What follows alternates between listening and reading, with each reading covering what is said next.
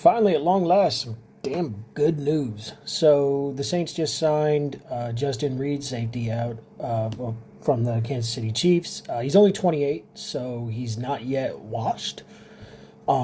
He's not an elite player, but he's a good player. And for an old, aging, slow defense in desperate need of good players, it's a good signing.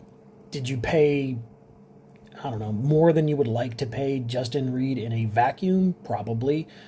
On the flip side, you also paid him about as much as you paid Juwan Johnson, who is an extremely mediocre tight end who is around the same age or possibly even older. I'd have to double check. Has never really been a productive player, and if you look, like, basically his best year was last year, and that's only because he had a bunch of garbage time stats against a bunch of trash teams at the end of the year where he was literally the only healthy receiver. Like, massive amounts of projection. He'd need to be 4x the player he even projects to be at that scale to be worth that contract. That's the Juwan deal.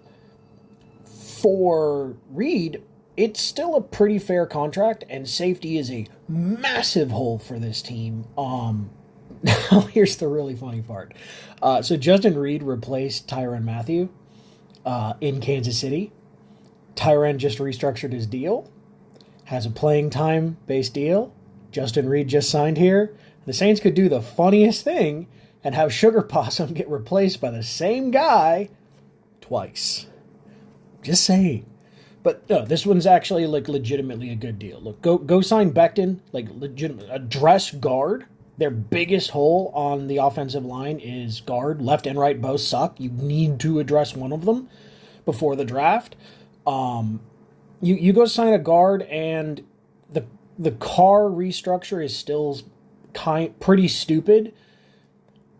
But the idea behind it is to be able to try to go into free agency and flesh out the roster a little bit.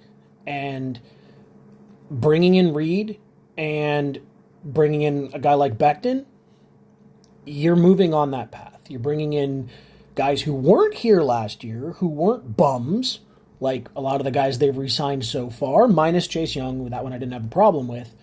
So, yeah, good signing for the win. Interesting to see what happens over the next few days, but that one, no complaints, although still, hashtag fire Mickey Loomis.